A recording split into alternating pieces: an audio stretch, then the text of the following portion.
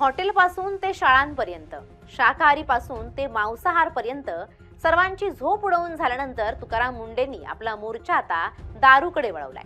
महाराष्ट्र अन्न आणि औषध प्रशासनाचे आयुक्त तुकाराम मुंढे यांनी राज्यातील भेसळखोरांविरुद्ध अत्यंत आक्रमक आणि व्यापक मोहीम उघडली असून दूध, पनीर आणि अन्न पदार्थानंतर आता त्यांचा मोर्चा थेट मद्य आणि बिअरमधील भेसळीकडे वळलाय.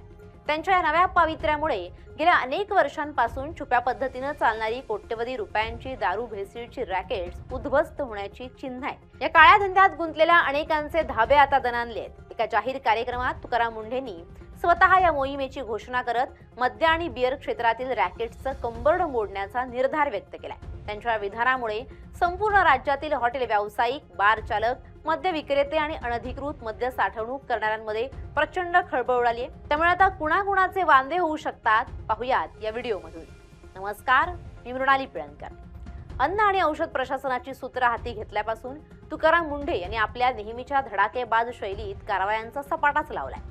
सुरुवातीच्या टप्प्यात त्यांनी मानवी आरोग्यासाठी अत्यंत घातक असलेल्या दुधातील भेसळीवर लक्ष केंद्रित केलं होतं. महाराष्ट्रातील विविध जिल्ह्यांमध्ये एकाच वेळी छापे टाकून एफडीएनं लाखो लिटर भेसळयुक्त दूध जप्त केलं आणि अनेक टोळ्यांचा पर्दाफाश केला. दुधानंतर पनीर, खवा, तेल आणि दैनंदिन खाद्यपदार्थातील भेसळ रोखण्यासाठी त्याने व्यापक मोहीम राबवली. या कारवाया अत्यंत यशस्वी ठरल्या असून हजारो बेकायदेशीर आस्थापनांना टाळ ठोकण्यात आले. खाद्यपदार्थांच्या क्षेत्रात मोठ्या प्रमाणावर जरब बसवल्यानंतर आता मुंढेंनी आपला मोर्चा मद्य आणि बिअरच्या शुद्धतेकडे वळवलाय. हा निर्णय राज्यातील मद्य व्यवसायाला मोठी चपराक देणारा ठरणार आहे, कारण या क्षेत्रात मोठ्या प्रमाणावर कर चोरी आणि भेसळ होत असल्याच्या तक्रारी सातत्यानं समोर येत होत्या. मद्य आणि बिअरमधील भेसळ हा केवळ महसूल बुडवण्याचा प्रकार नाही, ती थेट नागरिकांच्या जीवाशी खेळणारा गंभीर गुन्हा आहे. अनेक ठिकाणी नामांकित विदेशी आणि देशी मद्याच्या रिकाम्या बाटल्यांमध्ये स्वस्त, निकृष्ट दर्जाची दारू किंवा मानवी शरीराला अपायकारक असणारी रसायनं मिसळली जातात. त्यानंतर या बाटल्यांना हुबेहूब गूळ कंपन्यांसारखं सील आणि लेबल लावून ग्राहकांना महागड्या किमतीत विकलं जातं. बिअरच्या बाबतीतही एक्सपायरी डेट संपलेला साठा गोदामांमध्ये साठवून त्यावर नवीन तारखांचे स्टिकर्स लावून ती बाजारात खपवली जातात. अनेक नामवंत हॉटेल्स, बारमध्ये सुद्धा अशा प्रकारची बनावट दारू चढ्या दरानं ग्राहकांच्या माथी मारली जाते. अशा प्रकारच्या भेसळीमुळे यकृत निकामी होणं, अंधत्व येणं आणि काही प्रसंगी तात्काळ मृत्यू ओढवणं अशा गंभीर आरोग्य समस्या उद्भवतात. तुकाराम मुंढेंनी नेमकी हीच बाब हेरून मद्य व्यवसायातील या काळ्या साखळीवर थेट प्रहार करण्याचं ठरवलंय. पुण्यातील एका प्रकट मुलाखतीदरम्यान तुकाराम मुंढे यांनी मद्य आणि बिअर मोहिमेबाबत अत्यंत रंजक आणि धक्कादायक माहिती दिली. त्यांनी सांगितलं की सध्या एफडीएनं सुरू केलेल्या कडक कारवायांच्या पार्श्वभूमीवर सामान्य नागरिकांकडे मद्यपींमध्ये एक नवीन जागृती निर्माण झाली आहे. आता थेट मध्यरात्री 12 किंवा 1 वाजता बार आणि पबमधून लोक एफडीएच्या अधिकाऱ्यांना थेट फोन करतायत. दारू पिताना जर त्याची चव वेगळी वाटली किंवा रंगात आणि गुणवत्तेत शंका आली तर नागरिक थेट जागेवरूनच तक्रार नोंदवतायत. अनेक नागरिक तर थेट आयुक्त म्हणून मुंढेंचा वैयक्तिक मोबाईल क्रमांक मिळवून रात्रीच्या वेळी तक्रारींचे मेसेज पाठवतात. मद्यपींकडून मिळणारा हा प्रतिसाद आणि थेट जागेवरून होणाऱ्या तक्रारींमुळे एफडीएच्या पथकांना रात्रीच्या वेळी तात्काळ छापे टाकणं सोपं झालंय. त्यामुळे भेसळयुक्त दारू विकणाऱ्या बार आणि हॉटेल्सचे मोठे वांदे झाले असून त्यांना पळता भुई थोडी झाली.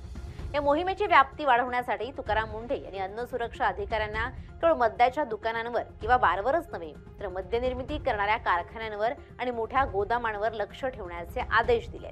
विशेषतः ज्या रसायनांचा वापर करून गावठी बनावट दारू तयार केली जाते त्या रसायनांच्या पुरवठ्यावर कडक वॉच ठेवला जातोय. अनेक औद्योगिक कंपन्यांमधून मद्यासाठी लागणारं स्पिरिट किंवा इतर घातक केमिकल्स चोरी छुपे मार्गाने अनधिकृत दारूभट्टी चालकांपर्यंत पोहोचवले जातात. ही संपूर्ण साखळी मोडीत काढण्यासाठी एफडीएनं आता गृह विभाग आणि राज्य उत्पादन शुल्क विभागासोबत समन्वय साधून संयुक्त कारवायांचं नियोजन केलंय.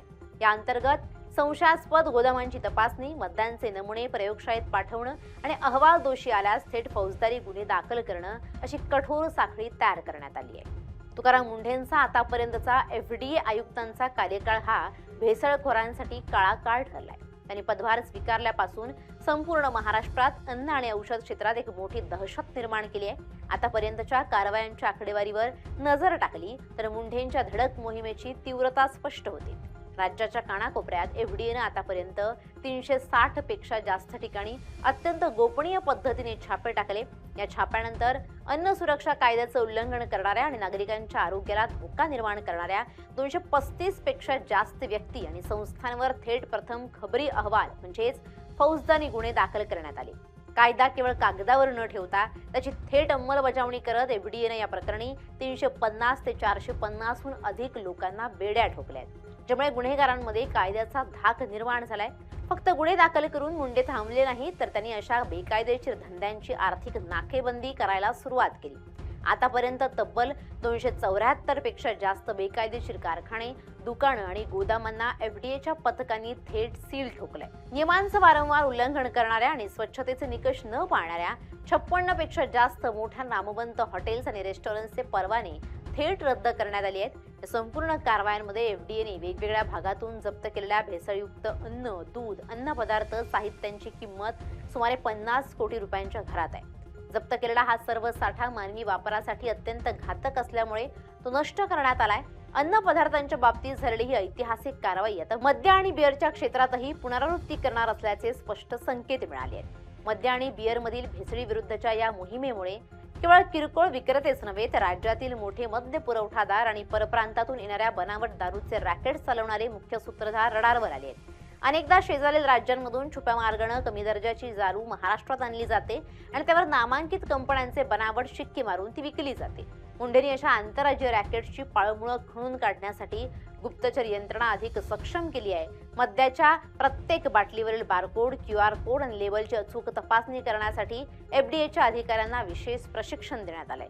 बार आणि रेस्टॉरंट्समध्ये ग्राहकांना दिल्या जाणाऱ्या खुल्या मद्याची अचानक तपासणी करण्यासाठी भरारी पथकं तैनात करण्यात आली आहेत. जर एखाद्या नामवंत ब्रँडच्या दारूमध्ये भेसळ आढळली तर त्या बारचा परवाना थेट रद्द केला जाईल असा सज्जड दम दिलाय.